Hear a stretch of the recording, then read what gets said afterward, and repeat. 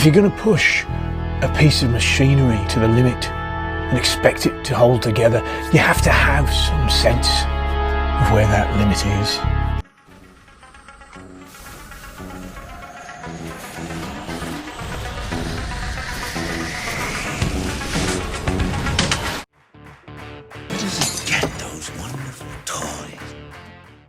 Welcome back to the channel.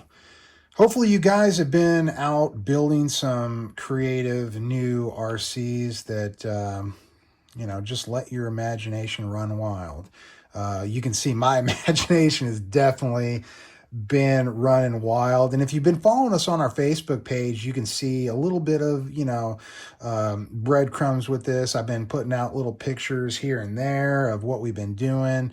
And that's a good reason to follow us on Facebook, Radioactive RC Ranch. All right, guys, we have another Bandit here. I don't know what it is about the design. Maybe it's just so simple and perfect in its originality. I really like the Bandit, and I have so many of them that I really decided I wanted to get creative and build some Bandits that you just couldn't buy anywhere. And that's how the 1/7, 1/8 scale on-road Bandit was designed for. Of course, you guys have seen that here on the channel. What an amazing machine. Dual motors, 2-speed, animatronic driver, animatronic wheelie bar, deployable chute. Really everything you could possibly want in an RC dragster. It was actually a big success. Joe Collins from Exo Cage RC, that was actually one of his favorite, I think it was his favorite RC that I've built. Oh, we appreciate it. Yes, sir. I told you, you've never seen those things before, right? I mean, dual motor Bandit. I mean, the other vehicles, they were awesome. The pullers, the RC mower you pull behind, that was all awesome. But man, I tell you what, that Bandit, for some reason, the Bandit kept getting my attention.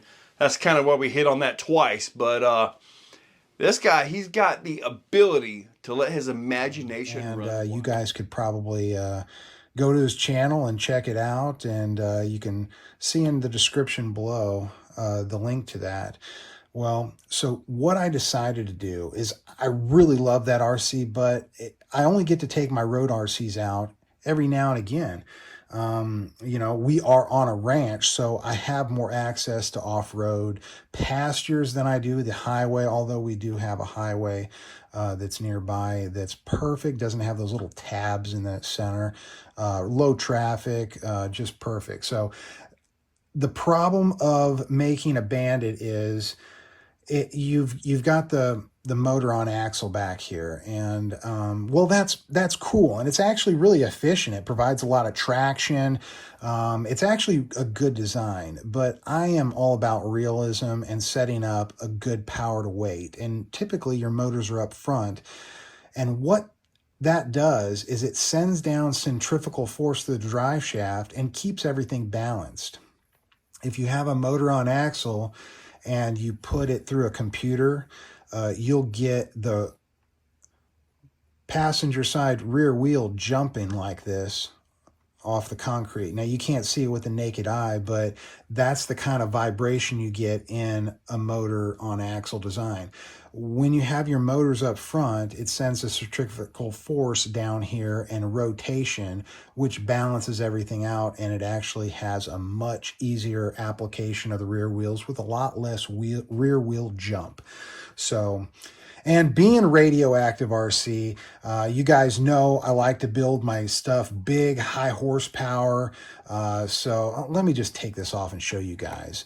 Of course, a lot of you guys have seen that I typically build with dual motors when we're talking about stuff that's just out of this world crazy.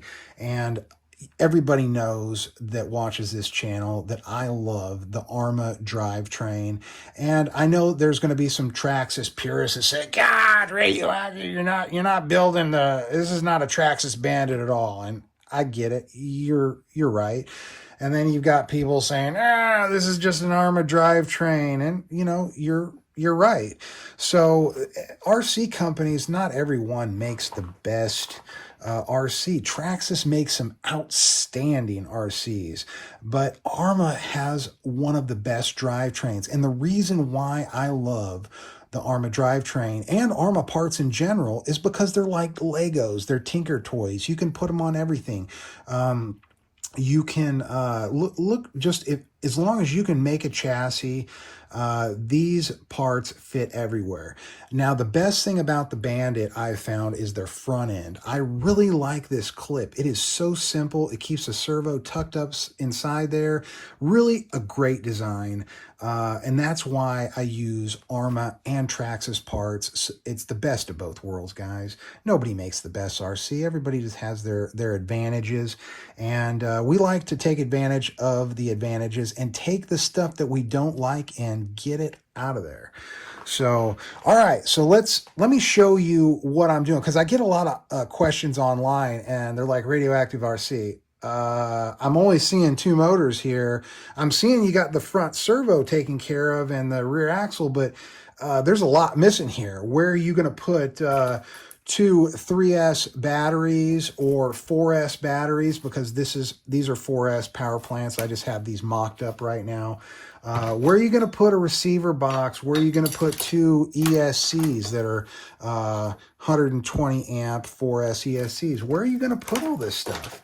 And guys, that's a great question. Part of what I do on this channel is show you guys what I can do with the amount of space given.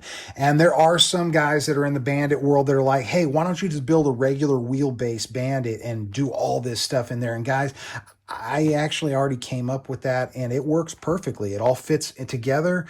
It's just a little underwhelming to me. The wheelbase of the Bandit is just too short to do anything real with. When you start getting off-road, you just start bouncing all over the place. And if you're going to do some really hardcore off-roading, you have got to have a long wheelbase RC to do it. And you've got to have larger wheels.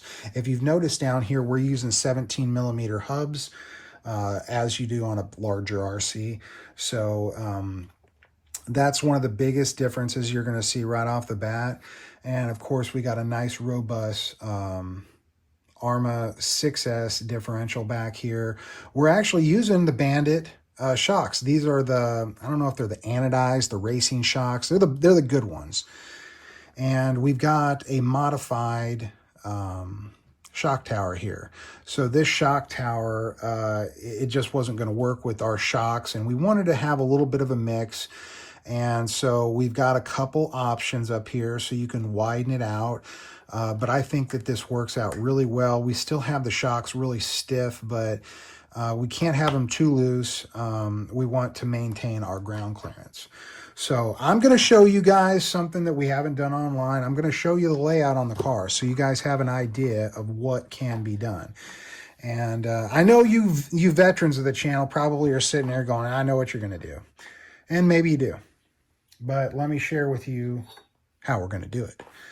So we've got our Traxxas receiver box, very watertight. It's not why we're using it. It's just a real practical RC receiver box.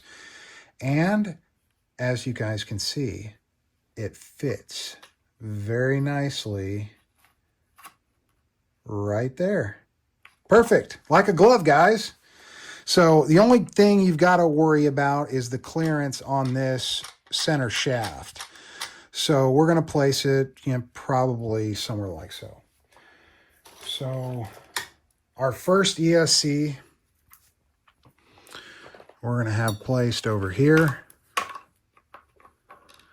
I'm just kind of mocking this up. You're just going to have to take my word that it's going to fit nicely.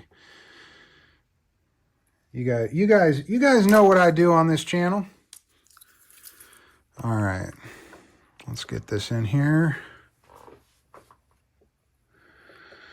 All right, we're looking good. Of course, you guys can imagine all this nicely wound up on the motor and not such a rat's nest. So, all right, where are we going to put these bad boys? Okay, so if I have all this weight up front and I've got a couple, well, that ain't going to work. That ain't going to work. We need some traction out back. So here we are. We're going to put this guy like so. Right up there. We'll get it all centered and everything, but you guys are kind of, just use your imagination. Now, I know you guys are thinking we're going to come up short on our wires. And you're right. I'm going to have all this woven in the middle here where the driver's seat is. That cavity right up there.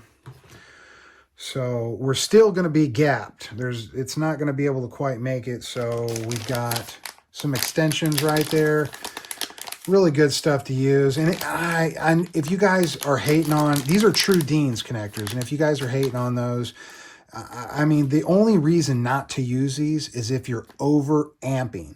Now, a lot of people get the voltage and the amperage confused. Now, if you're going to over amp, you're probably using a big motor, a giant gear. Now that motor is going to draw a ton of power, and that's going to heat up your wires. It's going to heat up your ESC, your batteries, the whole lineup.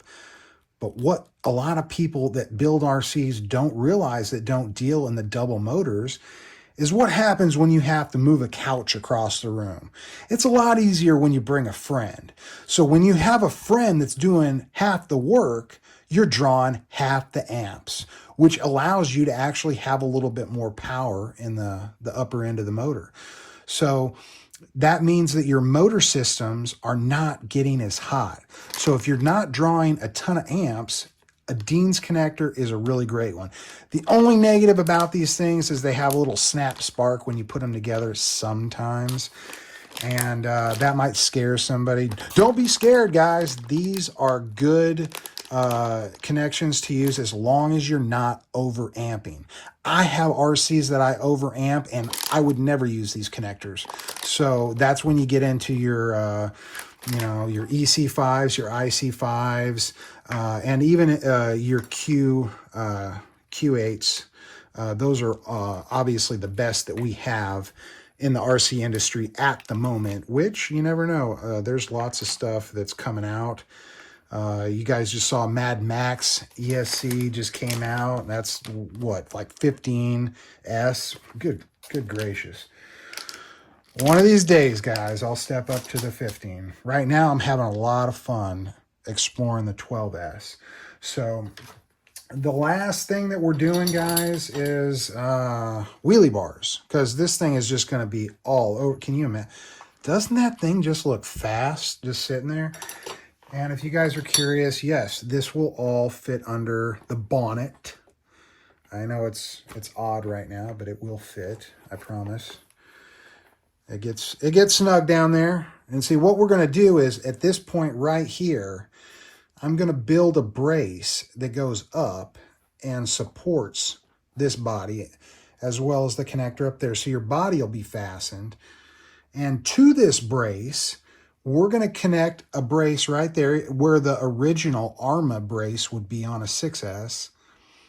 We're going to bridge that gap. So the weakest part of our chassis, which isn't weak because this is my steel composite chassis, guys. If you were wondering, if you're just now watching the channel for the first time, we build our RC chassis out of my steel composite. If you know, you know, this stuff is about as tough as nails. It's as light as carbon, and you can beat on it with a hammer and it will keep its shape. So it's incredible stuff. I would rank this up there with the best of M2C, Scorch Racing, and all of the above. So, all right, guys. So we're working with our wheelie bars. Chances are we're going with this one. Airplane tires, guys. Just a little bit to add a little bounce. So if it's too hard, sometimes it can throw the front end down too hard on the grass. But we're going to do a little setup back here where we can manually adjust it down to up. It's not going to run off of a servo. We're actually going to run just a simple 2-channel remote there. And